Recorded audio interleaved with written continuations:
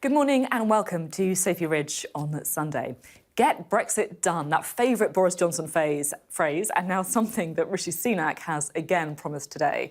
Well, a deal with the EU could come as soon as tomorrow, but getting it over the line with the Cabinet, the DUP and Eurosceptic Conservatives won't be easy.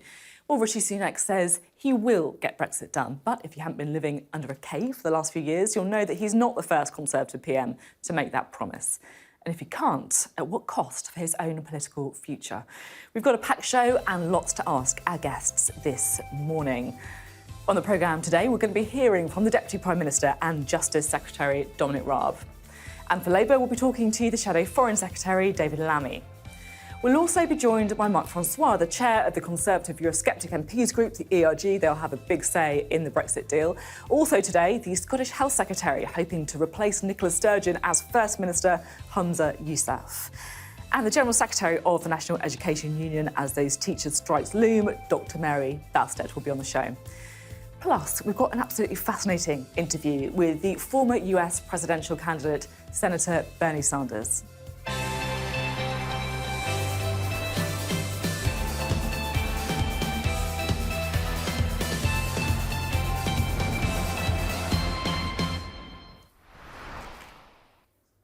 Hello, good morning. Well, let's start this morning, shall we, hearing from the government on what could be a pivotal day for Rishi Sunak as that deal over Northern Ireland gets ever closer.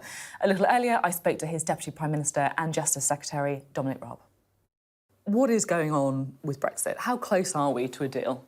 Well, look, we've clearly made some progress in recent weeks and days, and it's really important to get this fixed. We know that the Northern Ireland Protocol has created real challenges for businesses across all communities in Northern Ireland. It's posing a challenge to the Good Friday Agreement and, in fact, the integrity of the UK. So I think the Prime Minister, the Foreign Secretary, the Northern Ireland Secretary have been hard at it. And if we can make some of those changes, which we've been pushing for, to get a shift away, for example, in trade in goods from GB, from Britain to Northern Ireland, from having checks and declarations on individual consignments, towards a more intelligence-based approach to controls. If we can encourage the EU to rely more on market surveillance than those checks, market surveillance, particularly in the Republic, to protect the EU single market, that would, if we can get that kind of deal across the line, mark a paradigm shift in the approach and will be very good news for the communities of Northern Ireland, and I think for the Good Friday Agreement as well. So you said that there's been progress in weeks and days.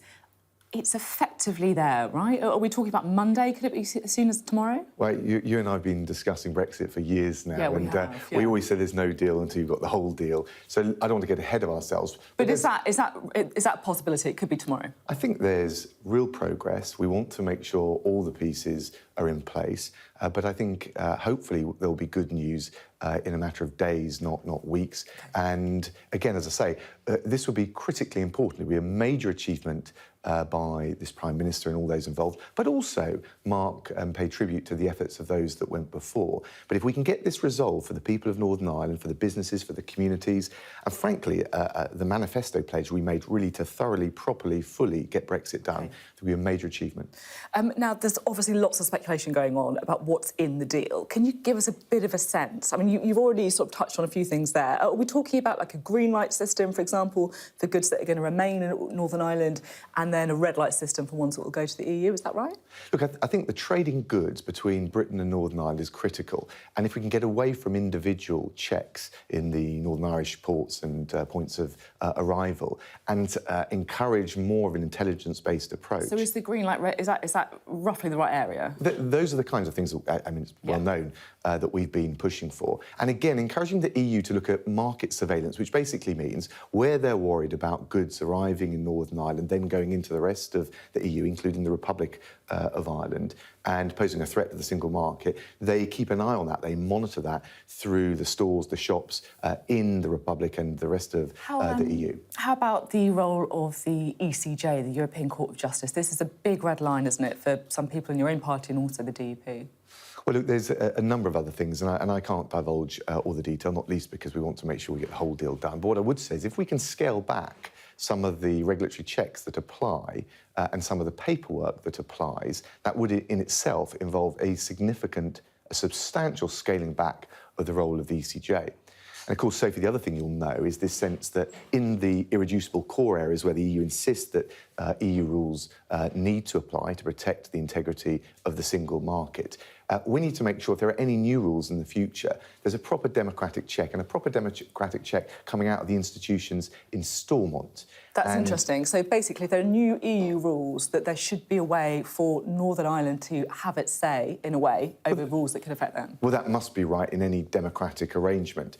And certainly in relation to that, I think we would envisage that that check would be, the last word will be with the democratic institutions. Obviously, the UK government would have a role, and there would be no role for the ECJ in something like that. Now, you said that me and you have spoken about Brexit before. We have, for years, right, like anyone else in Westminster. And I have to say, you know, you guys obviously think that you've got some significant concessions out of the EU, but this is about politics as well, isn't it? And I just wonder, is there an accusation that Rishi Sunak has been a bit politically naive at not getting the DUP on side already, not getting the European Research Group of Eurosceptic Conservatives on side as well? These are the people you need here to get anything over the line. Well, look, I was Brexit Secretary back in 2018. Yeah, so I've watched it. The one thing I'd say is you've got to be very careful to bring people on board at the right stage, not to divulge the details, not to have, if you like, pressure tactics on all sides, and I'd say that without aspersion on anyone. What the Prime Minister and the government will be judged by is what we deliver. Yeah, but you're not going to deliver unless you get people on side. You say that you don't want to divulge the details, but look, we know how this ends. Ask Theresa May. You can think you've got a great deal, but if the DUP don't come on side... Let's see, Has Rishi Sunak been living under a cave? You know, he must know how these things work. No, I think what Rishi and James Cleverly and Christine Harris have done is very quietly but doggedly pursue the changes we need that will have, I hope, I believe, the support of people going forward. And it will be a massive achievement if we can get that deal over the line. But frankly, the media speculation, you're doing your job, Sophie, and I totally understand it. But Rishi Sunak has written in the Sunday newspapers talking about the deal, hasn't he? And he's been very careful to set out the objectives, but also that we're not there yet. But we're obviously in a position where we're close to, on the cusp of a deal. And I think if we can get that deal over the line, it will be... You think you can? Are you confident? I'm reasonably confident. We wouldn't be talking about it if we didn't think that there was a good momentum, some pragmatism that we haven't seen before from the EU side. But we've got to get all the pieces in place. But it would mark a great deal for Northern Ireland, would protect the integrity of the United Kingdom, and we would fulfil our manifesto. Will there be a vote? Will there be a vote on the deal in the House of Commons? Look, let me allow the government to set all of the details out in the proper way. But I think inevitably Parliament will find a way to have its say. That doesn't sound to me like you are going to hold a vote on. No, I'm going to just... what I don't want to do, Sophie, is divulge the details bit by bit, drip, drip, drip. But Parliament, of course... I mean, it doesn't sound like you want to answer that question if there's going to be a vote. Well, I want to give you a sense of the direction of travel. But, of course, we've got to get the deal at the international level signed and agreed and make sure that the arrangements that underpin it, to the extent that they would require legislation, they would have to go through the House of Commons. If there isn't a vote on the deal, there'll be uproar on your benches, won't there? We want to handle this properly and in the right way. And I think one thing we've learnt with meaningful votes and various other things since 2016 and beyond is that you have to carry Parliament with you, and I'm confident we would be able to. OK. Sky News learned over the weekend that the EU's Ursula von der Leyen was due to meet with King Charles yesterday. Now, that didn't happen for operational reasons, we're told. But can you see how, you know, right as Brexit negotiations come to a head, that could be seen as dragging the monarchy into politics? Well, the king, the monarch, regularly meets heads of states and heads of leading international organisations. The precise timing of it and the scheduling of it actually is for the palace and for the monarchy to decide. It's not something that we would impinge on. But look, but it is actually a pretty part of the normal functions of the king would be to meet senior international figures. OK, I want to talk to you a little bit about Boris Johnson. Yeah. He told Sky News this week that the best way forward was his Northern Ireland Protocol bill. Has he been lobbying against this deal? He hasn't lobbied me against this deal, but look, I would pay tribute to what Boris did in relation to the NI legislation, because I do think it has reinforced our hand in these negotiations. The government's position was, under Boris, but also under Rishi Sunak, that in the last resort, we would be willing to unilaterally legislate. And I think that's helped. I would also say, having been involved in both governments, that pushing through the legislation unilaterally without a deal with the EU was fraught with legal uncertainty, because ultimately we'd be legally challenged, including arbitration under the deal that Boris and previous governments This is interesting, isn't it? Because, as you say, the Northern Ireland Protocol Bill effectively allows you to unilaterally override, in emergencies, parts of the deal. Do you think that would have been challenged in the courts, effectively the ECJ having a role in it? Well, I think inevitably it would be legally challenged. I think actually this should have been the arbitral tribunal if we'd gone to arbitration on that. And then you don't know what the outcome would be. You could get fined, you could win some of it, not all of it. So it is definitely, and I think successive governments have taken the view that actually, and that's why Boris didn't press forward right the way through with the legislation at the time. The ideal outcome is to get a negotiated solution. But also, I want to be clear, I think having the legislation there ready to go, reinforced the negotiators' hands, and I think it was important. But now, time to move on from it. Well, look, if you get a negotiated solution, you don't need to proceed with the legislation unilaterally. OK. Now, we've done an awful lot about Brexit. You are under investigation for alleged bullying of civil servants. Do you have any idea when the findings of that investigation are going to be due? Well, first of all, Sophie, as you know, I've said that I've behaved professionally throughout, but I also, when the complaints were made, called for an independent inquiry. The Prime Minister set one up. It is for the independent investigator, Adam Tolley, KC, to decide all of that, and I won't comment on it further, precisely because I want to professionally respect the integrity of that process. I understand, of course, that you feel that you don't want to prejudice the outcome of the investigation. We, of course, won't get into details of it for the same reason. But I just want to ask a couple of very factual, straightforward questions on the timeline. When were you first aware that a complaint had been made? So I've already said this to the House of Commons. The first time any complaint was, I was notified, was the day before, in mid-November, the day before I did PMQs. Because the Times reported that the first formal complaint was actually made last March. Is that right? So, not to my knowledge, but Sophie, I'm going to be really careful about this. I've said to Adam Tolley, I've said I'm not going to comment on it, and I wanted to give you a straight answer to a straight question. I'm not going to start getting into the he said, she said of the inquiry. It's not right for me to do so. When was the first conversation you had with Rishi Sunak about it? I honestly can't remember, but it would not have been until the formal complaint was made in mid-November. So that was after you were appointed to the Cabinet under Rishi Sunak? Yes. Even though there is this letter the Times has seen that suggests that the first formal complaint was made last March. Well, look, again... Not to your knowledge. What you're doing is inviting me to comment on what is actually part of the subject matter of the inquiry, and I'm not going to do so. It's just the timeline that I'm really, trying to get to. I know, but it inevitably drags me into that. And, look, Adam Tolley will conduct this inquiry. It's already obviously ongoing, and I'll answer, as I said I would, all questions he's got, and there'll be a transparent report. But please don't expect me to answer questions now. It wouldn't be right for me to do so. Jake Berry, the former chairman, says you should stand down while that investigation's ongoing. Why haven't you done that? Well, look, I think, well, first of all, that's ultimately for the Prime Minister to decide. But I think, actually, if just by lodging complaints you can knock out a cabinet minister or a senior figure, I'm not sure that's right. We believe in innocent until proven guilty in this country. And, look, I'll cooperate fully with the inquiry and I'll respect the outcome of it. I don't think it's knocking out, though, is it? We're talking about standing aside while some very serious allegations by multiple people are being investigated. Well, if you believe in innocent until proven guilty, you wouldn't want to penalise people until you've got the outcome.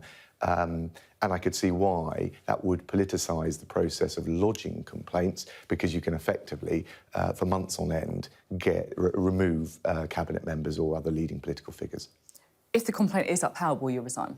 I'm not going to start speculating on what the outcome might be. Again, you're asking me to comment on the subject matter. I'm not asking you to comment on the subject matter. I'm asking you to find out what you will do if... But it's a hypothetical question, Sophie, well, so I've got to... two different outcomes. Well, look, let's see what the report says. I'm not in control. If you're cleared, then you won't resign. So what will happen if you're not cleared? Well, allow me to respond in the right way at the right time. Of course, look, if an allegation of bullying is upheld, I would resign.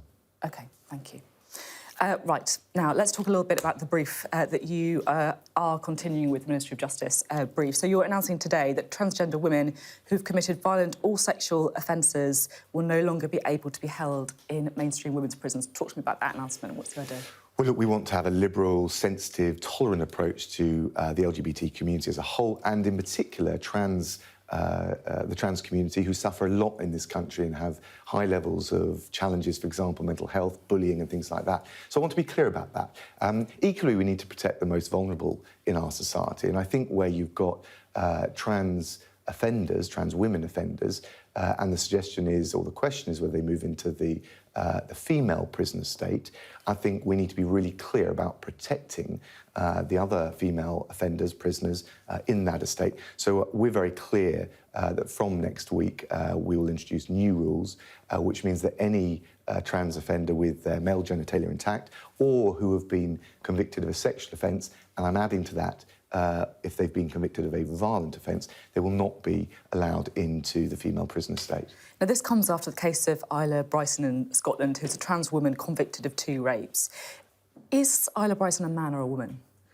Look, I think it's very clear that she's not a woman in the sense that I've defined it, but that's for the Scottish authorities. In the English and Welsh prison estate, she would not be allowed into the female estate. By the way, just one point of correction, I introduced these changes a while ago. The reason they're coming into force on Monday is because of the time taken to do it very carefully and assiduously.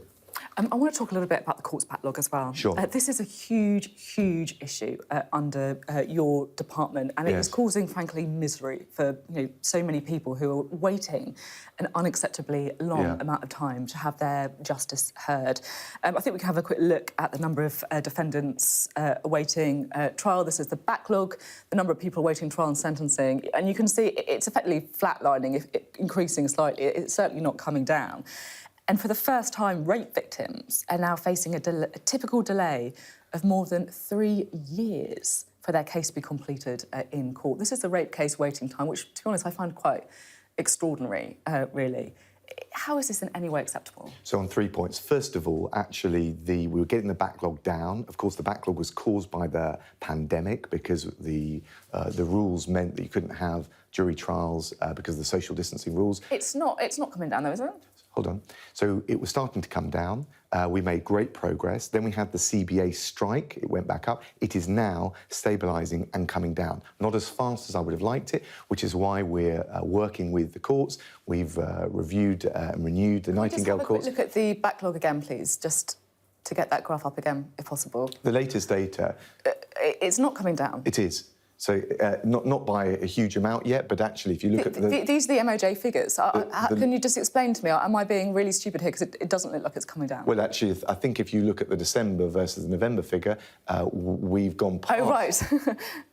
Okay. Yeah, we've gone past the peak. It is starting to stabilise. It's coming down not by enough, and that's why we're taking all the other measures that I referred to with the Nightingale courts, with the removal of the limit on sitting days.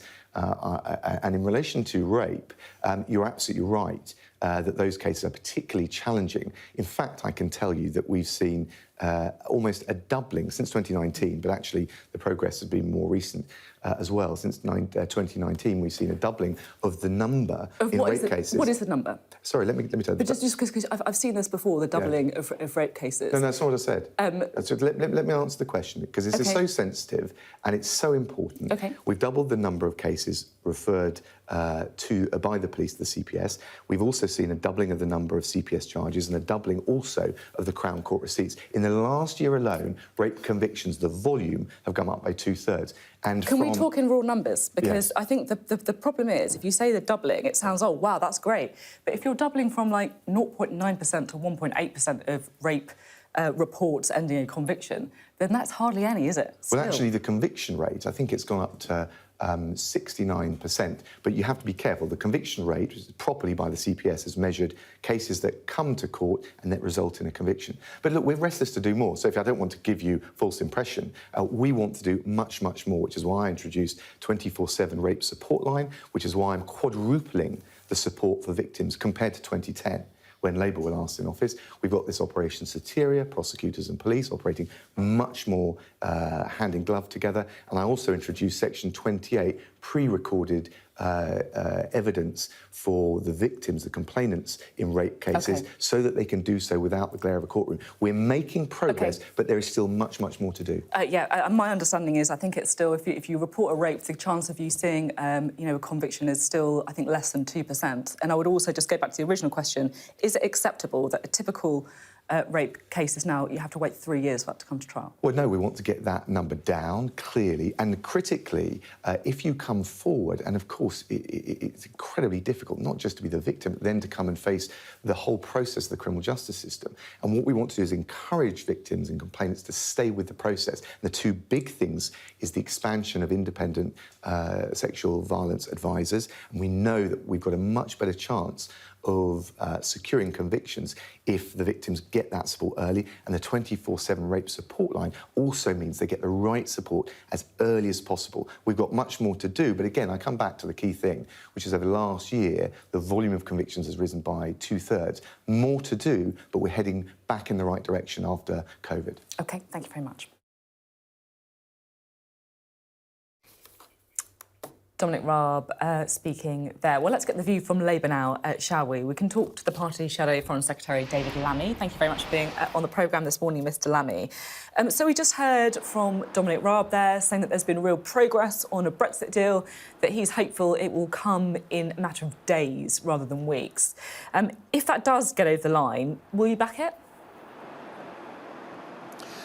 Look, yes, I think that Labour is determined to act in the national interests of our country and of Northern Ireland. It's very likely that if a deal does emerge, it will be an improvement on the Northern Ireland Protocol deal that was struck by Boris Johnson just a few years ago, and deal with the issues of goods and services, particularly trafficking from the United Kingdom into Northern Ireland and then into the Republic of Ireland. And for that reason, we have indicated that we expect to support this deal when it emerges, I suspect, in the next few days. We've got a bit of detail on what we expect it to be from Dominic Raab, the kind of red light, green light system, depending on whether goods are going to stay in Northern Ireland or go to the EU. Do you give Rishi Sunak a bit of credit for getting the EU to move? Well, look, I think that it's important that he's rolled his sleeves up and got on with negotiation. That's what the Labour Party was saying for months and months and months, and we finally got there.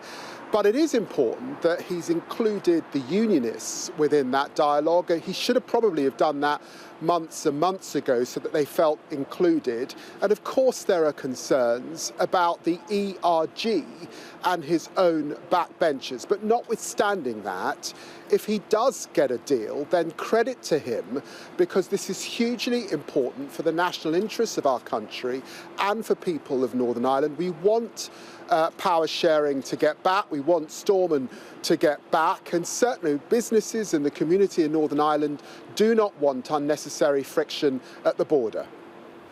You mentioned the DUP there and the importance of keeping them on side. They're pretty clear on this, aren't they? They're a unionist party. They don't want Northern Ireland to be treated any differently to other parts of the United Kingdom, whether that's Cardiff or Newcastle or London. They want Northern Ireland to be treated in the same way. Have they got a point? Look, Northern Ireland is part of the United Kingdom, so of course they don't want it treated differently. The DUP set out 7 tests.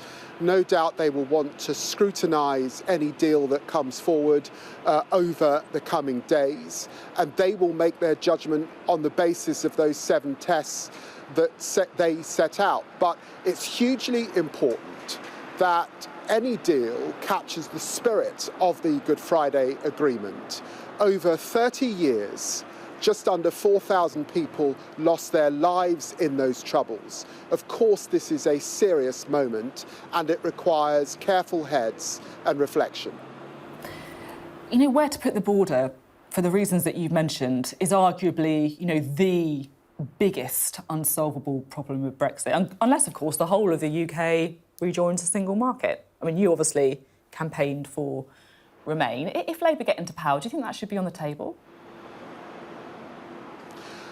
Look, it was always the case, if we go back a few years, that people were raising issues of a border that could emerge between the Republic of Ireland and Northern Ireland. That was remedied by not having a border effectively in the south. But I visited Derry, London Derry. I was at Foyle Port looking at some of the issues that arise for business there. They were doing everything they can to ease any friction and minimise any sorts of customs checks. But there was always more to build on. That's why we look forward to seeing the detail of this deal as it's emerged. That's why it's important that all sides are able to consider that carefully. There should be no rush, I think, on any vote in Parliament. People are entitled to look at the small print in detail. But I hope now that all of us can come together to vote through any deal and get back to Stormont, underpinned by the Good Friday Agreement, and move on from this episode that has now gone on for many years indeed. It was nicely sidestepped. I know, of course, that you were one of the politicians who had concerns about where to put a border before the Brexit vote, perhaps one of the reasons why you campaigned for Remain. But the question is, looking forward, do you think it should be on the table that the UK rejoins a single market if Labour was in power? Look, I think that most of your viewers will not want to go back to the rancour and the divisions that dominated this country after that referendum vote. The truth is that when you speak to the European Union, when you visit capitals, people want a warm and friendly relationship between the United Kingdom and Europe. I'm afraid, because of the issues that have risen over the Northern Ireland Protocol, we've not been able to make progress with our European partners, and we've got a government where we had a former Prime Minister, Liz Truss, describe President Macron as a foe or an enemy. We need to get back to structured dialogue with the European Union so we can discuss the challenges ahead of us. I think we need to make progress on Horizon, on mobility issues for our young people and students. And we can deal with issues of qualifications and touring artists, those sorts of issues. And of course, we've got the review of the trade agreement that we struck with them in 2025. So there's much to do, but going back into the European Union, it's absolutely clear that we rule out the single market, we rule out the customs union, and frankly, we're going to have a lot to do if we form a government at the end of 2024. OK, understood. Now, I spoke to Bernie Sanders this week. We'll hear the interview a little bit later in the programme. He said that he would like to see leaders like Joe Biden and Keir Starmer be a bit more radical. He said he doesn't accept that in politics you win from the centre. And he also said that Labour's NHS plan to use some spare capacity in the private sector makes him a bit nervous. Do you think he's got a point on any of that? Look, I think that the missions that were set out this week are just that ambitious plan, wanting to have growth. The highest growth in the G7 comparably is ambitious. What it means is jobs. It means that we can get past the cost of living crisis that people are experiencing. A clean energy power by 2030 gets us into the super league where we need to be. It benefits all businesses across our country. And of course, people, when you knock on their doors, they're raising issues around safer streets. They're raising issues around our young people and the opportunities that are available to them, and of course the health service. All of these things need attending to. It lives up to our inheritance, the inheritance of Clement Attlee after the Second World War, Harold Wilson that was dealing with the white heat of technology and reforming all sorts of issues across our country. It's an ambitious plan. We'll set out further details in the area of health, crime, particularly in education over the coming months. But at the next general election, there will be a clear dividing line, hope, vision, ambition from the Labour Party, and people will look at what the Tories have achieved over the last 13 years. And I'm sorry, but it's hard to point to anything. OK, two very quick questions to squeeze in. Firstly, you're calling for the Wagner Group, the Russia militia army, to be classified as a terrorist organisation. Explain why. This is a terrible, terrible militia causing havoc in Ukraine and a loss of life, closely attached to Vladimir Putin. They're also acting in places like Syria and the Horn of Africa. Of course, we shouldn't just sanction them, we should prescribe them as a terrorist organisation. Right across the House, people have been raising issues, and that's why I'm calling, along with Yvette Cooper, for the Wagner Group to be prescribed today.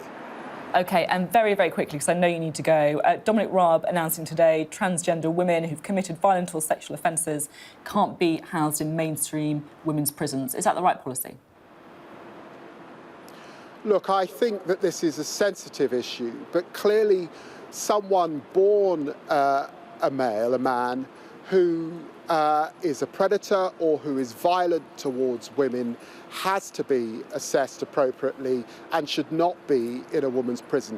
I've spent many years with an interest in justice and justice issues in the House of Commons.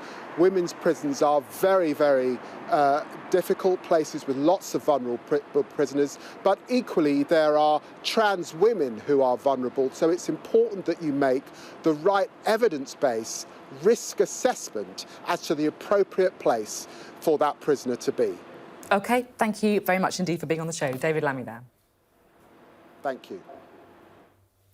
David Lammy there, and Dominic Raab, we've also heard from this morning on Sophy Ridge on Sunday. It does feel, doesn't it, like that Brexit deal is a matter of days away. But will there be a vote? I have to say, after speaking to Dominic Raab, I wasn't exactly convinced that that would happen.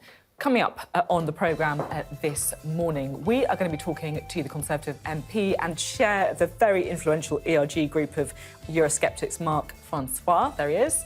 And we'll also be hearing from the US Senator and former presidential candidate Bernie Sanders. I was just mentioning that interview in the chat that I had with David Lammy. But let's get a bit of immediate reaction too from our Deputy Political Editor Sam Coates. We'll be talking to him later for his big take on what on earth is going on with Brexit.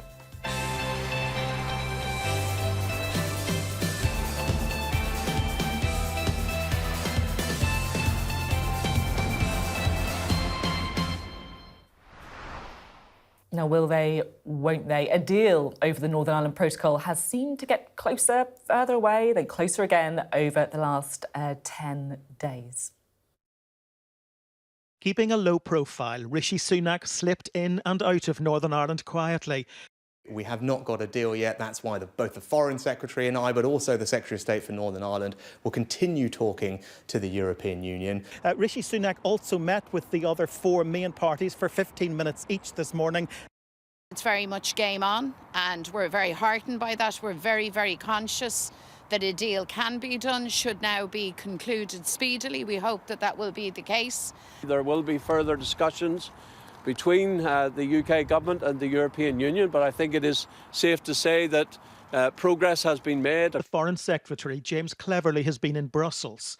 European Commission Vice President Maros Šefčovič said they had a constructive meeting. This burst of diplomatic activity, a signal this journey of negotiation could soon be over. And will he assure me that he will address these fundamental constitutional issues? The basis of this deal has been agreed for weeks, but it's the same old story. The country has to wait while he plucks up the courage to take on the malcontents, the reckless, the wreckers on his own benches. Well, this Sunday morning, it seems like that could be within sight. Many expect it could come as soon as tomorrow. But just how will Eurosceptics in his own party react to Rishi Sunak's deal? How much trouble could they cause if they don't like it? Well, we're joined now by the chair of the ERG group of Conservative MPs, Mark Francois. Firstly, you should say you've got a very important role in this with the chair of the group that you represent, Eurosceptic Conservatives. Now, we haven't seen the deal. No. You haven't seen the deal? No. We've got a few leaked details. What would you make of what we know so far? Well, just quickly, the context. This is all about upholding the Good Friday Agreement. That's what everyone is trying to achieve. That's been the bedrock of peace in Northern Ireland for a quarter of a century. And the Prime Minister, writing in the Sunday Times this morning, said quite rightly that the protocol has now unbalanced the Good Friday Agreement. The late Lord Trimble, a Nobel laureate, he's the man that helped create the Good Friday Agreement with John Hume, said in May 2022, a few months before he sadly died, that he and John Hume had made great sacrifices to bring peace to Northern Ireland, and that was now all at risk. So this has to be solved so that we can uphold the Good Friday Agreement. That's the imperative. And in order to do that, we have to get a deal that both nationalists and unionists feel comfortable with, because the fundamental underlying principle that runs throughout the Good Friday Agreement like a golden thread is the principle of consent. So that feels important, doesn't it? Because you're talking about the unionists, the DUP, Yes. the main unionist party. Are you effectively saying that if they don't support the deal, you're not going to support it either? Well, the government is saying that. The Foreign Secretary said on Friday that the government would not sign off on any protocol deal without the DUP's backing. So that's James Cleverly saying that. And I think that's just a practical reality. Because if the DUP don't consent to the deal, then it's simply not going to fly. And that's been absolutely obvious right from the word go. Now, the DUP are friends and allies of ourselves and the European Research Group. We admire them. Why? When a lot of these people went into politics, some decades ago, they did that knowing that their lives might be under threat from the Provisional IRA, one of the most ruthless terrorist organisations in the world. I mean, Sophie, none of your viewers, I'm sure, had to look under their car before they went to work in the week. But the people in the DUP had to do that every day for many years. But they went to work anyway. So the point is, these people won't be bullied by anybody. They will make their own decision on whether or not it's right to agree to the deal and to re-enter Stormont. We know, don't we, what they're going to say? Because they said it at PMQs. They said that we're not going to back a deal if the European Courts of Justice have any oversight over it, which we know effectively that they will, and also that the text itself has to be rewritten. That's also not going to happen. So the DUP aren't going to back the deal, right? Well, the DUP are more than capable of speaking for themselves. They are not shrinking violets. But we can read between the lines of what they're saying. Well, and to me, it doesn't feel like they're going to back the deal. They have been frighteningly consistent, including to us, that their bottom line is they absolutely cannot accept a deal that means EU law is still superior to UK law in Northern Ireland. If there's no EU law in Northern Ireland, there's nothing for the European Court of Justice to adjudicate upon. Now, we don't know what is in this deal. We haven't seen the legal text. Why does that matter? Because if you're talking about altering protocols or treaties, that always comes down to a definitive legal text. They've made very plain that they will not sign up to anything until they've read the legal text. I mean, we're in the same position. What MP worth their salt would vote for something without having read it? So unless that legal text, when we see it, expunges EU law from Northern Ireland, I think it's very unlikely that the DUP will support it, in which case the whole process won't work. I want to talk a bit more about how you believe you've been treated or let into the process in a moment, but just talking about that EU law, we heard from Dominic Raab. He said, look, if we make the trade easier, then that will mean that there will be less of a role for the less of a role is not enough. So that's not enough, then? No, just putting a couple of, intermediate phases in, but in a situation where you still end up with the European Court of Justice is effectively sophistry. I mean, we're not stupid. What we want is a situation where EU law is expunged from Northern Ireland so it is treated on the same basis as England, Scotland and Wales. So any role for the ECJ at all, you're not backing it? Well, we've left the European Union. It doesn't have that role now in England or in Scotland or in Wales. So if we're going to treat Northern Ireland as an integral part of the United Kingdom, then we have to get rid of EU law in Northern Ireland. We've been absolutely consistent on this. So, in fairness to them, have the DUP. And sometimes we feel like, how many more times do we have to tell the government? But I think what's really interesting is the Foreign Secretary's certainly twigged this. And that's why he said that the government wouldn't sign up to anything that didn't have the DUP's backing. That, to me, is just an acceptance of practical political reality. When were you first asked your opinion? When was the ERG first consulted about this?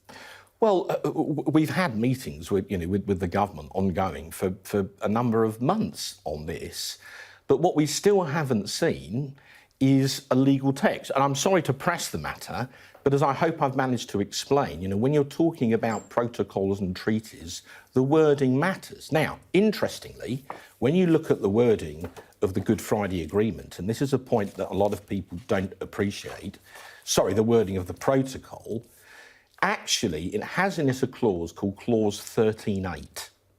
And what that says is, any subsequent agreement between the Union and the United Kingdom shall indicate the parts of this protocol which it supersedes, which it goes on to say can be done in whole or in part. So the protocol contained within it the seeds for it to be replaced. It was always meant to be a temporary arrangement, whereas the Good Friday Agreement was meant to be permanent.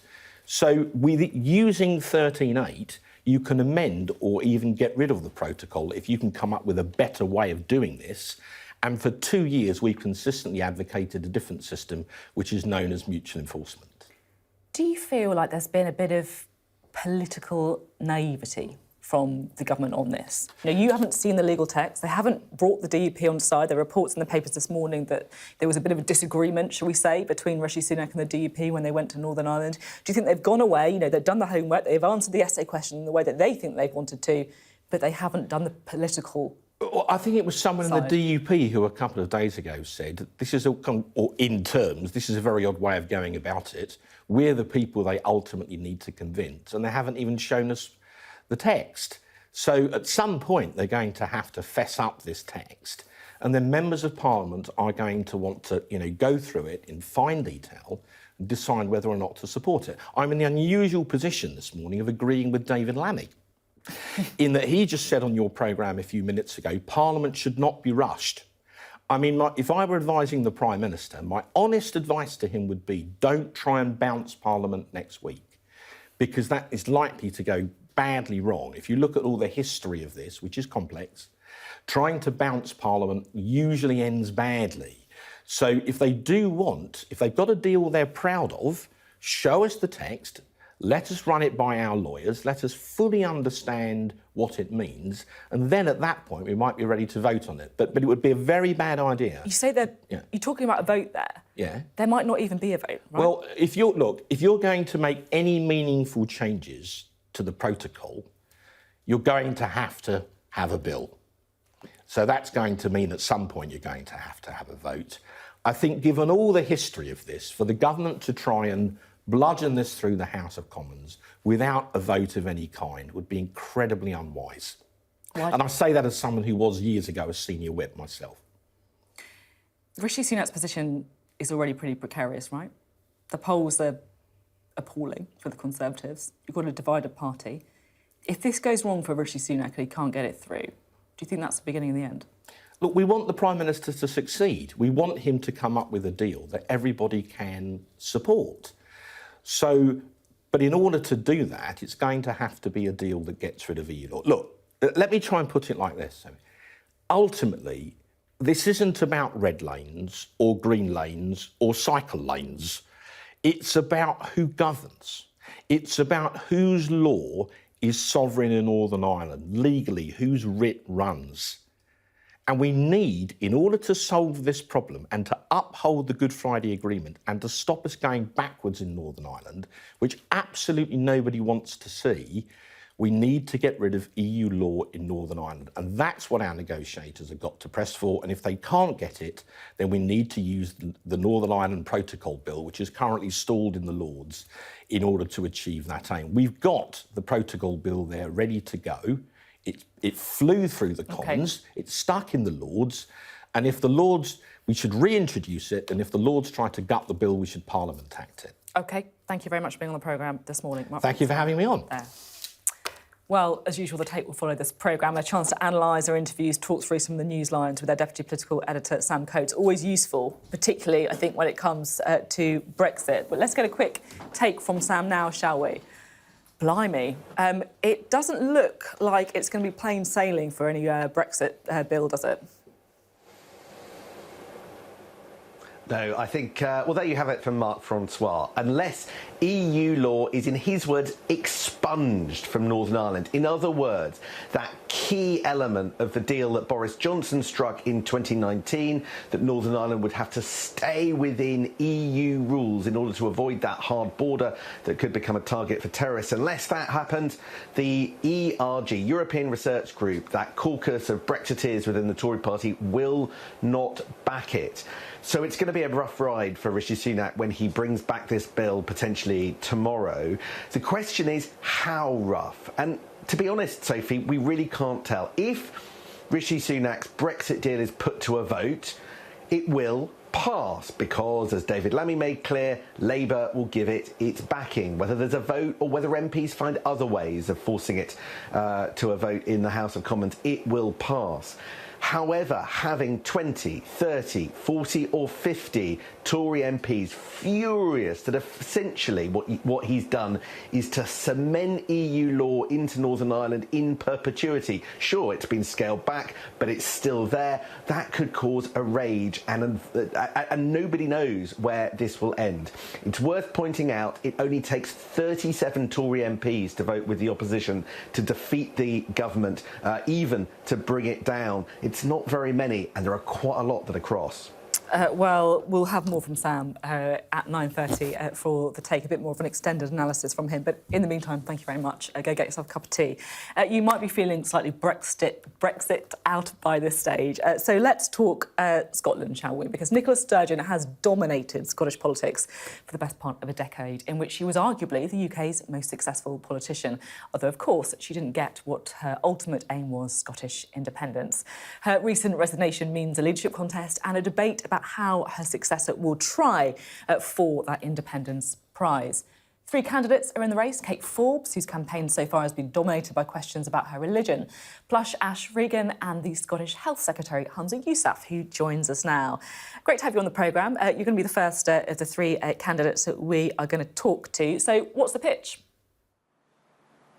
Well, very simply, I want to do the job because Scotland needs its independence now more than ever before, given this Tory cost of living crisis that is causing so much misery. And I believe I'm the person that can lead Scotland to its independence. I have the experience over a decade in government.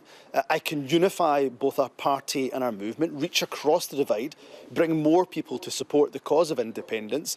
And also, I believe I am the person who will bring policies forward that will ease that cost of living crisis and help to grow our economy. Both go hand in hand.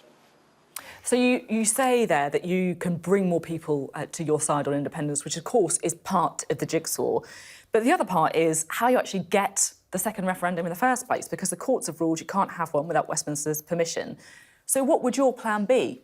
Have a referendum anyway, or use the next election as a de facto referendum?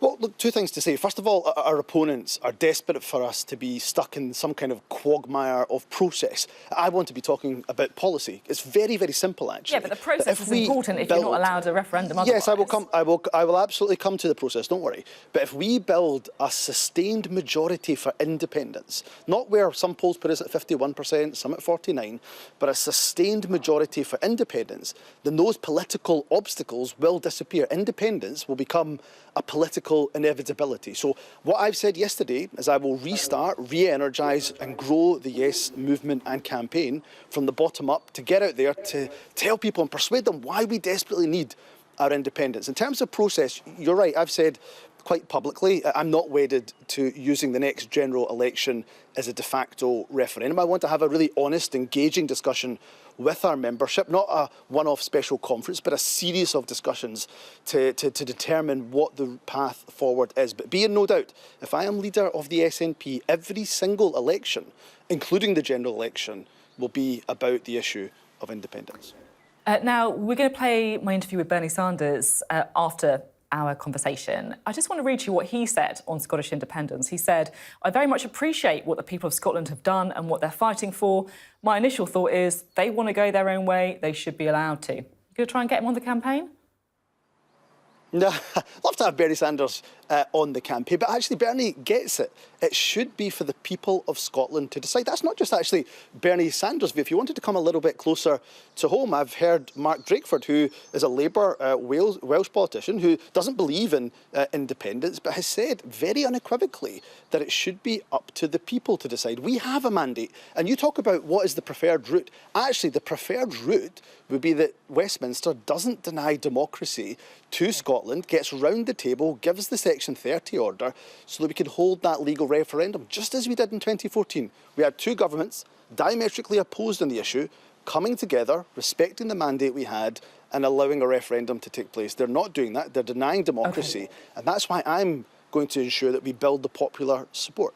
OK, I wouldn't be doing my job properly to say that some people would question that mandate. Of course, you did win the last election in Scotland, but there hasn't been that sustained majority in polls supporting independence.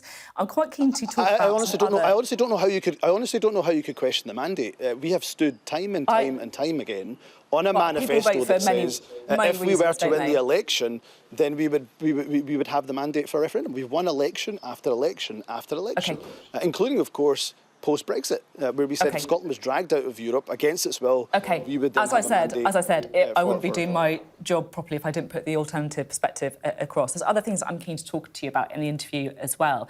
Now, same-sex marriage has, of course, been a big part of this leadership race, with the views of your rival candidate, Kate Forbes, coming under scrutiny. Now, back in 2014, you abstained on the final vote on Scotland's equal marriage legislation. How would you have voted? No, that's not actually true. So I voted at stage 1 for the bill.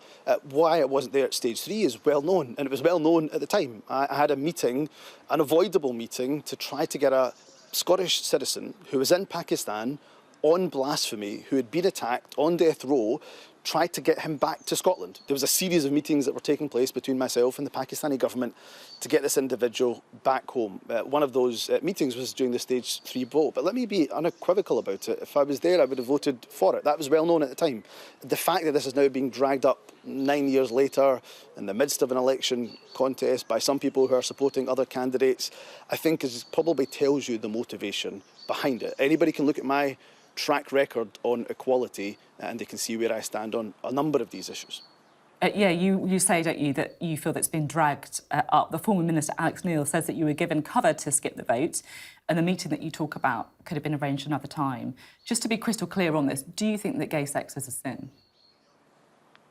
Oh, look, I've answered this question time and time again. No matter how many times, Sophie, you ask the question, I believe in equal marriage. I believe that people's marriage, if they are gay and they are married, that their marriage is no less, is no more inferior or is worth less than my marriage as a heterosexual individual. So no, I don't subscribe to that view. I think it's fine, by the way, I should say, for people to have their own personal faith. I don't think that we should bar anybody from office for having their personal faith. In fact, I'm Muslim. I practice my faith. I'll be fasting on Ramadan in a few weeks' time, for example.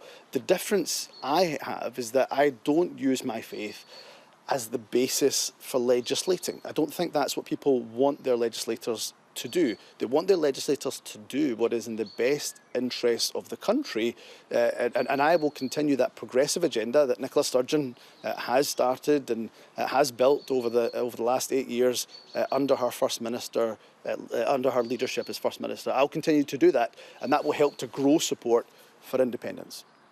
You say there that you don't allow your personal faith to impact legislation, and you say very clearly there that you think that equal marriage is something that's important and something that you fully back.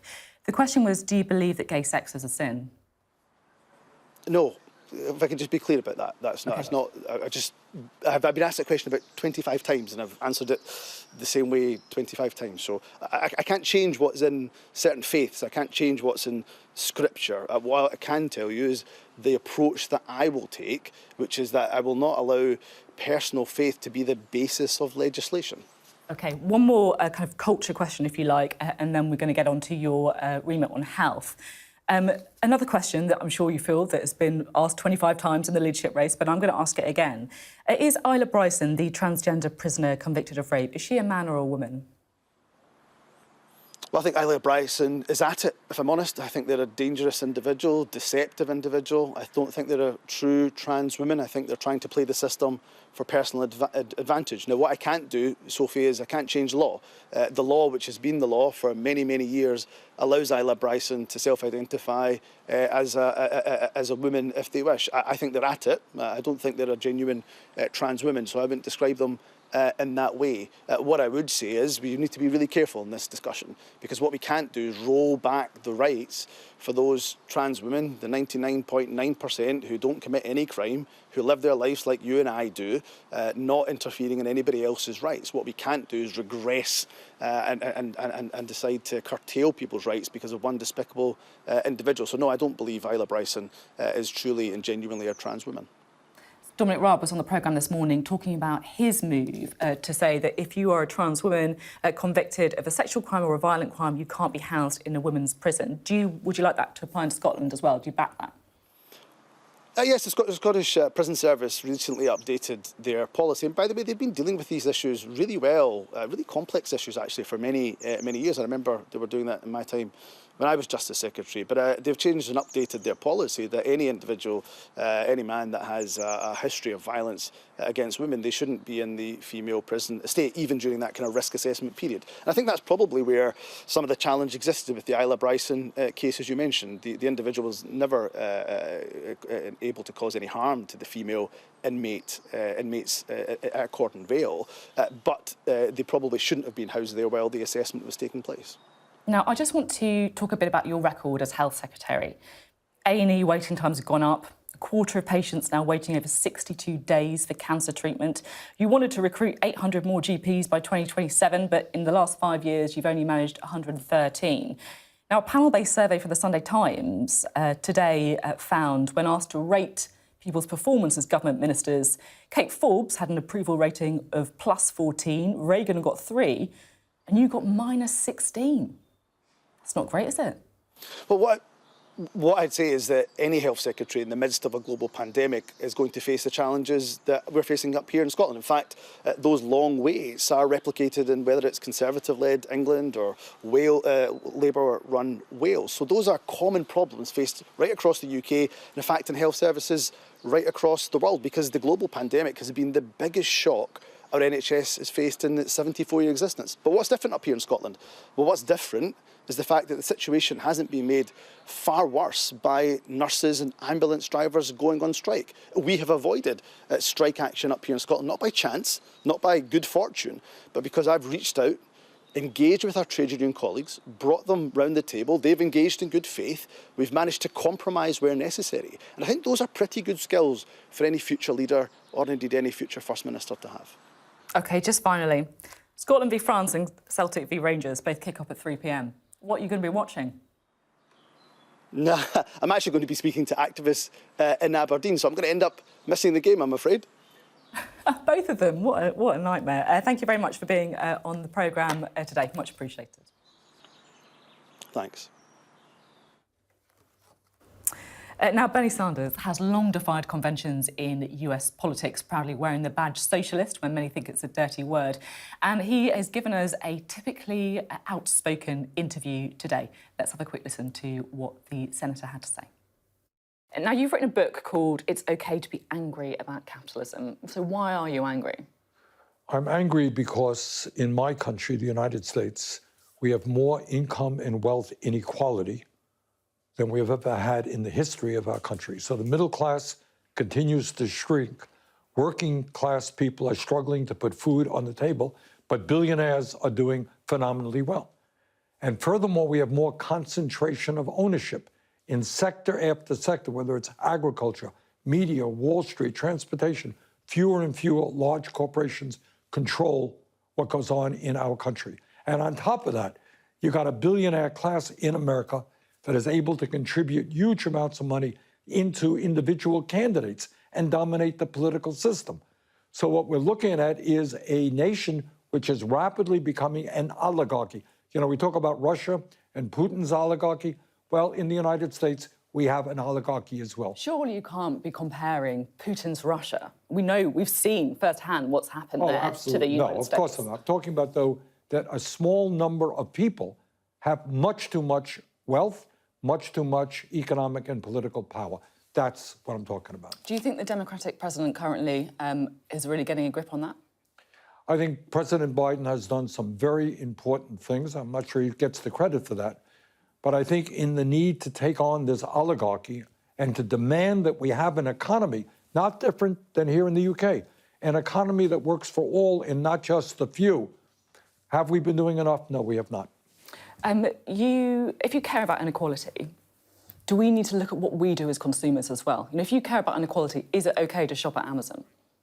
Well, I think that's a very good question. I'll let individuals make that answer. But what we should be doing, absolutely, in the United States, is being much more vigorous in breaking up monopolies. Amazon is a monopoly. They're not the only one.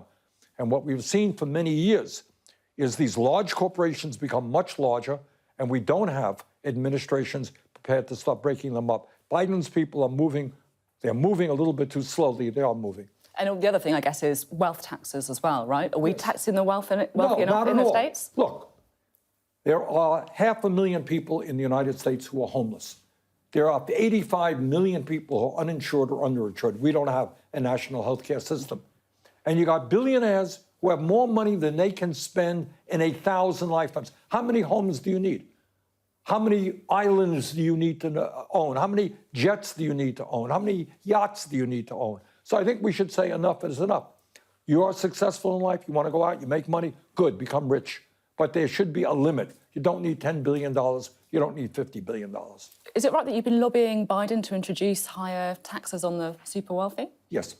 It is? And what answer have We you got? will see what happens. I mean, he's moving, but not as far as I would like to see. OK. Now, you mentioned healthcare, and I know that's one of the things you're pretty angry about, right? Here in the UK, we're pretty angry about healthcare as well. If you look at our system, you know, struggle to get a GP appointment, hundreds of people dying every week because they can't get ambulances on time. You know, some people might be thinking, this system, the NHS, is fundamentally broken. Maybe we should be looking at an insurance model. Don't look at the United States. That's exactly the wrong direction to look at. Look at strengthening your own system. What this country did in 1948 was revolutionary. What you said at that point in the formation of the NHS, healthcare is a human right. Whether you're rich, you're poor, you have a right to go to a doctor and not take out your wallet. In the United States, the function of healthcare in America is not to provide quality care to all, it's to make billions for the insurance companies. So strengthen the NHS. You need more money, put money into it. But don't go the American route. We're trying to get out of that. The Labour Party in the UK, one of the ways that they're looking at potentially strengthening the NHS is more partnerships with the private sector, using spare capacity in the private sector. I would be nervous about that. I don't know all the details, but it sounds to me like the wrong direction. Really? Because of the private sector, you think is... Look, the function of the private sector is not to provide quality care. The function of healthcare is not complicated. Everybody should be entitled to the best care the system can provide. Not to have a system in which insurance companies make huge amounts of money.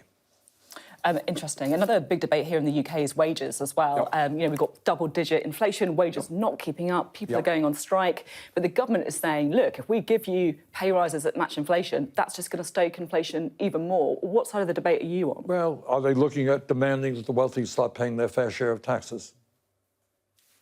You know, that might be a better alternative. Look, working people in the United States and in the UK are struggling. They're struggling with the cost of housing, the cost of education, everything else. I think working people, nurses, bus drivers, I think those people deserve decent wages. They need wages that can at least keep up with inflation. And in the States as well, I guess that's something that you think... Now, in the United States, we're also seeing a growth in labor activity. More and more workers are standing up, fighting back, striking. And we're trying to... Workers are also forming unions, which is a very good thing. You know, it's interesting talking to you. You're obviously brimming with ideas. You're obviously still pretty angry about lots of stuff. Well, I'm angry in the sense that with all of the technology out there, I mean, take a step back. And that's what this book is about, asking people to rethink things. You would think that with all of the technology out there, life would become easier for people, right? If I give you a tool that makes you more productive, you should perhaps be making more money or working fewer hours.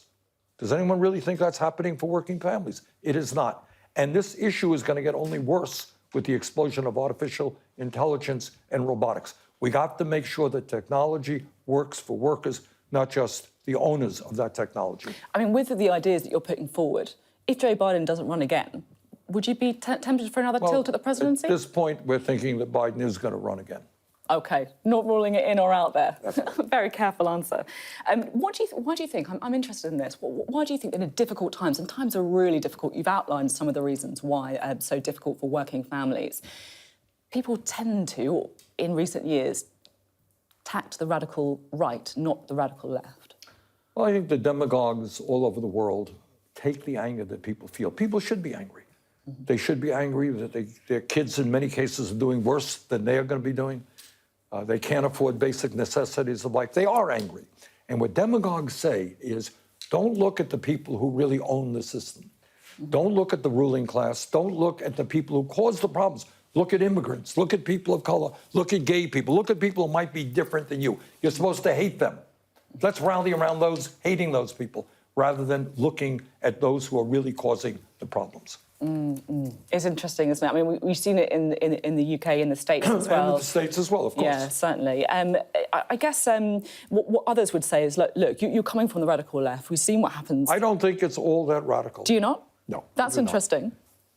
Fighting for human rights, for economic rights, is it radical to say that every worker in America or the UK should earn a living wage? Is it really radical to say everybody's entitled to quality health care, quality education, affordable housing? Is it really radical to demand that billionaires start paying their fair share of taxes? I don't think that's radical. I guess what others would say, though, is like, look, if you want to make a change, you can't just sit from the sidelines coming up with these ideas that sound great. You've got to win elections.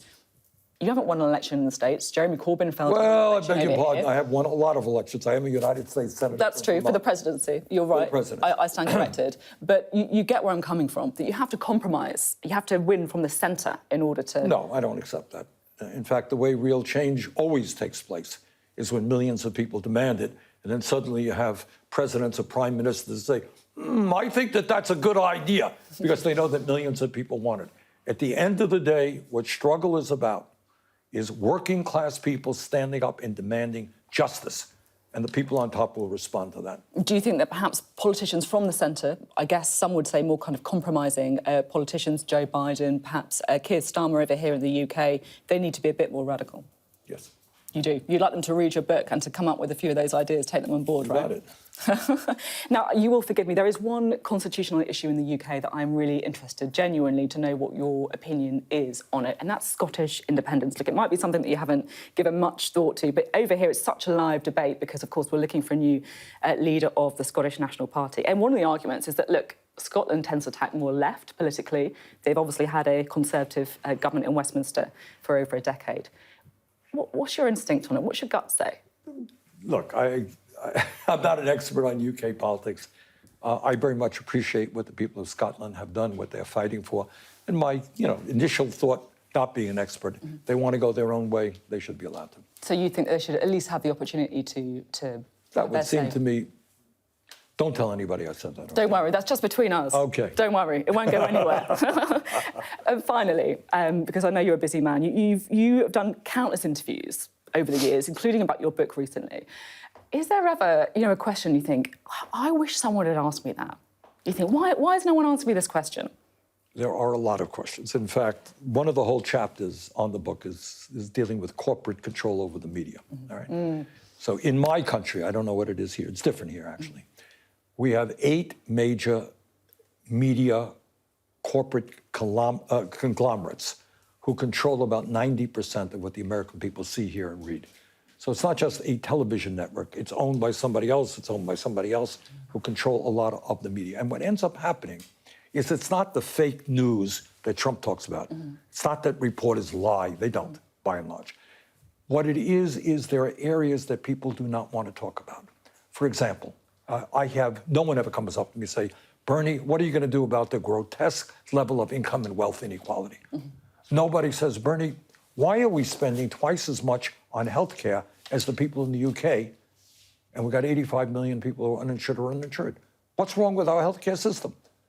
Bernie, why is it that we are the only major country on earth in the United States not to guarantee paid family and medical leave? There are women I understand you have 2 children, right? I do. All right. In the United States, there are women today giving birth who will have to go back to work in a week or 2 in order to take care of the family. They do not get any paid family leave. That is pretty crazy to me. All right. So what we are trying to do is build a movement to address those inequalities. And media often just will not, because they're owned by very wealthy billionaires, and they don't want to stir things up. So I often don't get the questions that I think need to be asked, not just to me, but to other elected officials. OK, thank you very much indeed for your time. Thank you. Thank you very much. Bernie Sanders there, absolutely brimming with ideas. I love the bit when he said, don't tell anyone that I said this about Scottish independence. Now, a teachers' union says it will only call off strikes if there is real progress in pay talks. But the government says it's only going to hold formal talks if strikes are called off. So that dispute, like so many, seems pretty stuck right now. And of course, strikes are due to go ahead in schools across England this week. Well, the General Secretary of the National Education Union, Dr Mary Balstead, joins us now. Thank you so much for being on the show. You're striking next week, which means lots of schools closing, lots of children, of course, missing out on important school days. The Education Secretary has offered to get around the table for talks. A lot of parents might be thinking, why haven't you taken her up on it? Well, she has offered to get around the table for talks, and that is some progress. And we want to take advantage of that. We want to take her up on our offer. But she put in place an unacceptable precondition, which is that we stop the strike action before we start the talks. And given that we have been telling the government for over a year now that we are going to enter a dispute, that we've written 18 letters trying to resolve the dispute, and they have just not entered into negotiations. The negotiations we've had over the last few weeks have been parlously poor, with the Secretary of State saying there's no more money, we can't do anything. Then we have to see some progress. So we are willing to negotiate anytime, any place, anywhere. But what we can't do before we have made any progress in negotiations is call off the industrial action, which is the reason why we have got to the negotiating table. We don't want to be taking action. My members want to be in classrooms teaching pupils, this COVID generation who have lost so much, and we want to be teaching them. But they're also saying we cannot carry on with the conditions in school anymore. And we can't carry on with a workforce which is just depleted because teachers are leaving the profession and graduates don't want to join it. And that leaves schools understaffed and under-resourced. And those are not my words. Those are the words of the Chief Inspector, Amanda Spielman. We've done a lot in recent months about school funding, and I absolutely take your points on board about the pressures that teachers are under and also the financial pressures too on school budgets as well. At the same time, though, I guess some people might still be thinking, well, look, I know you want to have progress before you call off the strikes, but why don't you just swallow this? Why don't you just pause the strikes in the hope that you could get a deal? I mean, that's what the government did with nurses, right? They paused strikes for talks. Yeah. Well, we're not in the same position as the nurses, unfortunately, because what happened with them was there was a joint press release between the Royal College of Nursing and the government saying that the RCN were going to pause the strikes in favour of serious negotiations. Now, if I were General Secretary Pat Cullen of the RCN, I would not have signed that statement unless I knew in advance what the scope of the negotiations were, what the money available was to invest in the health service, invest in nurses' pay. In other words, a huge amount of groundwork had been done to give the General Secretary of the RCN the confidence in order to pause the action. None of that has been made available to the National Education Union. And it's a huge thing to ask a union to stop action, which has got the government to the table, where the government is only saying we'll enter into negotiations, and we have no idea what those negotiations will encompass. So I say again to the government, we are ready and willing to negotiate anytime, any place, anywhere. Stop the silly precondition, which we can't agree to because we have no idea what you mean by serious negotiations. Why don't you just sit around the table and get into negotiation? The sooner you do that, the sooner we can stop the strikes. And that's what we want to do. How would you describe the talks so far with the Education Secretary? Have they been productive? Have you been encouraged by any of it? Well, I was talking last week to a senior government official who will remain nameless, who said the talks so far have been silly. Silly? Yeah, silly.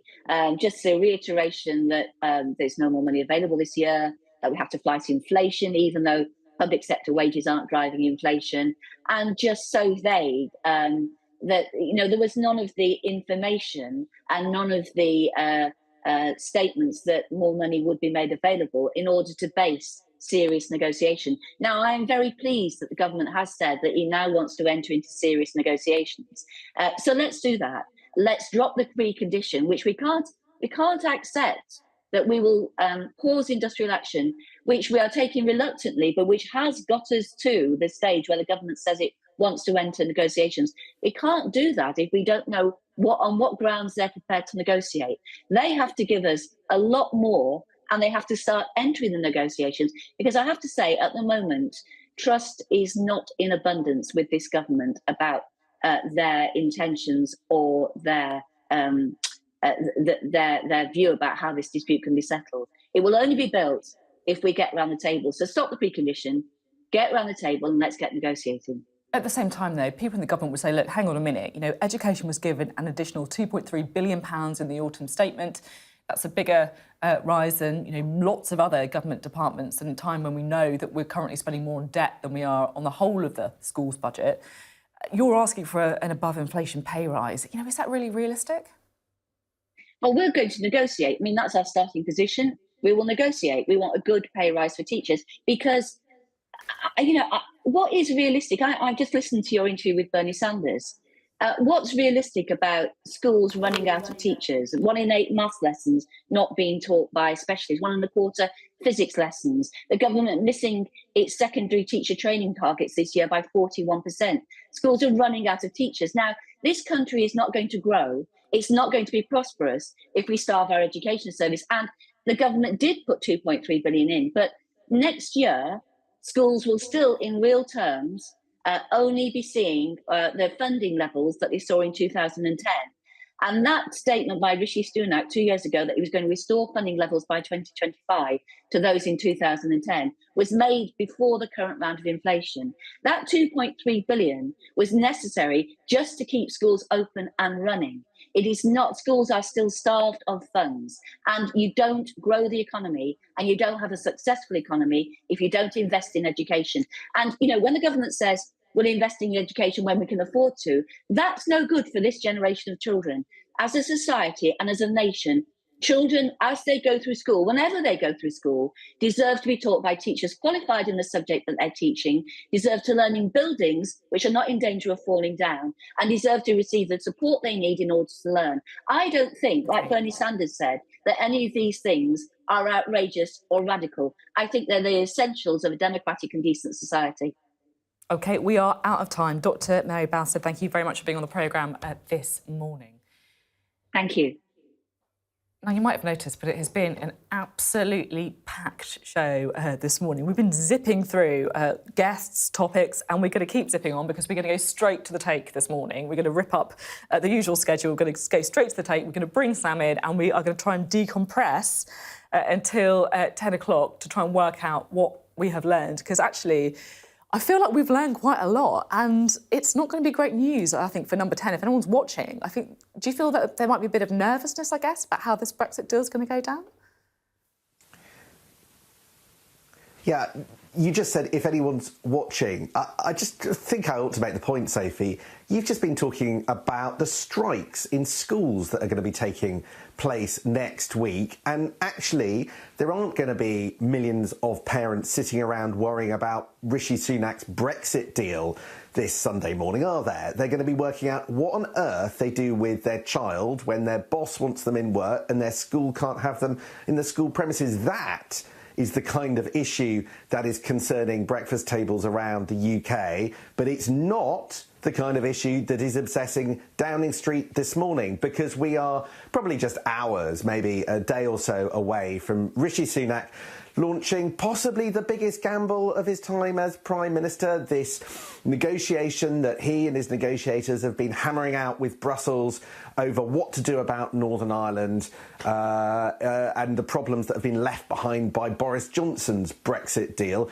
He thinks he's got a pretty decent kind of compromise arrangement with Brussels that will sort out some of the problems to do with particularly checks with goods that have been sort of gumming up trade, particularly from Great Britain to Northern Ireland, and dealing with some of the issues that the unionist community have raised when it comes to Northern Ireland. But what in fact he's doing is probably helping the situation, but also picking yet another fight. A Prime Minister, a Conservative Prime Minister, picking yet another enormous fight with a minority of his MPs over Brexit, and we don't know how it's going to end. So slightly wearily, that's where we are this Sunday morning, on the cusp of probably another big Brexit bust-up in the Tory party. Watch what you say there, Sarah, on a Sunday morning here. I have to say, that did cross my mind as well, right? It feels like we're back to the future. We're having another big Brexit bust-up, speaking very carefully. We're speaking very carefully, and, why is he doing this? It's not one of his priorities that he laid out in the big speech at the end of the year. You made the very good point that, lots of people watching this morning are going to be primarily worried about strikes, getting their children to school, inflation, the economy, the state of the NHS that we touched upon with Bernie Sanders as well. Does he need to do this? OK, I think the question of why he's doing it is really, really good one and really important one. What he would say on camera, what he would say to you if you were, if he allowed you to interview him, would be, I'm doing it because it's the right thing to do, because there are problems with the Brexit deal in Northern Ireland and they need to be solved, right? But in fact, lying behind that, he has a couple of additional motives. Now, the first reason for doing it is because, as people in Northern Ireland know only too well, there isn't a government there. There isn't an executive. Stormont has collapsed. It's been collapsed ever since the last round of elections that put Sinn Féin in first place as a First Minister if the Northern Ireland government would ever reform, and that effectively the DUP would have the Deputy First Minister job, but there is no government. And one of the reasons for trying to sort out the problems in Northern Ireland is because the DUP cited those issues as one of the reasons that they're not going back into Stormont. So when he started this task, getting the Northern Ireland government back up and running was a key goal. Now, the bad news is, Sophie, that whatever he does, it looks like he's not going to achieve that aim. He's not going to get the Northern Ireland government up and running, because it does look very likely as if the DUP will reject the deal because it doesn't go far enough and therefore won't go back into power sharing in Northern Ireland, and there won't be a government. So it looks as if one of the two big aims of his deal is going to fail. So why is he pressing ahead? Well, that's because he, Rishi Sunak, has a second aim. Now, he's not explicitly saying this, but this is what we understand behind the scenes.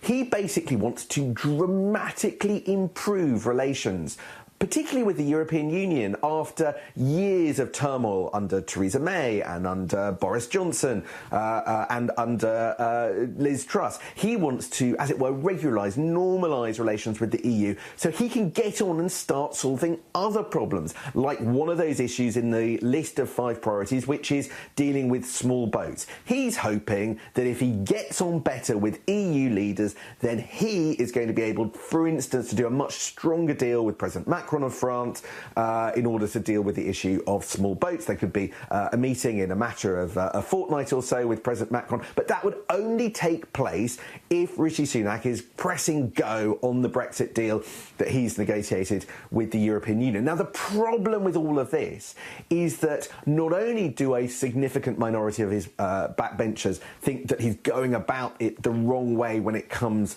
to how he's negotiated it, they think there should be much more of a threat to unilaterally rip up the treaty rather than negotiating. But they also think that there's an alternative route to dealing with the small boats issue. They think that as a minority of Tory MPs think that we should, for instance, pull out of the European Convention on Human Rights, or at least pass legislation that would breach that in order to be much more draconian dealing with people coming across the Channel. So I think there's no settled will in the Tory party about how to deal with so many of the biggest issues in the country at the moment. Rishi Sunak is on one side of the party on quite a lot of things, but there's a significant minority who take a different position on a whole complex web of things, meaning that this row about the protocol is one thing, but we're likely to tumble into a whole series of disagreements in the coming days and weeks that are related but not specifically the same.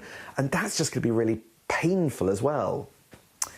Painful, I think, is the word. Let's remind ourselves, shall we, a little bit of what Dominic Raab, the Justice Secretary, told us this morning. I asked him if he's hopeful of good news on a Brexit deal soon. We're not there yet, but we're obviously in a position where we're close to on the cusp of a deal. And I think if we can get that deal over the line, it will be... You think you can? Are you confident? I'm reasonably confident. We wouldn't be talking about it if we didn't think that there was a good momentum, some pragmatism that we haven't seen before from the EU side. But we've got to get all the pieces in place. But it would mark a great deal for Northern Ireland, would protect the integrity of the United Kingdom. So Brexit deal in days, according to Dominic Raab. Monday is the day that we're perhaps hearing. Of course, no official confirmation of that. And then, of course, the next question, I think, is whether or not there's going to be a vote on it at all. Sam, the other news line I thought we got from that Dominic Raab interview as well was the fact that he said that he would resign if bullying complaints against him were upheld. I think that's the first time he said that. It is. That's a significant moment. And whilst he initially started the interview not wanting to be dragged into the detail of what's being discussed or the outcomes, I mean, I think he just accepted what would be a political inevitability, but nevertheless generates a headline, which is that if there's a bullying complaint upheld against him, he would quit, partly because he would be asked to do so by the Prime Minister and his position would be untenable, which just brings back into the headlines one of the many other problems that Rishi Sunak has with the top tier of his cabinet. Dominic Raab is Deputy Prime Minister. He could have to quit.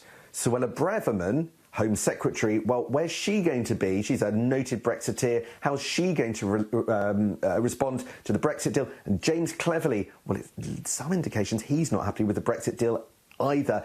All complicated, the whole top team a bit unstable. Not a great place for Rishi Sunak to enter the week. And also, keep your phone near you, Sam, because it feels like we might be getting news of that Brexit deal soon. No weekend for you. Thanks for watching Sophy Ridge on Sunday this morning. We'll see you next week.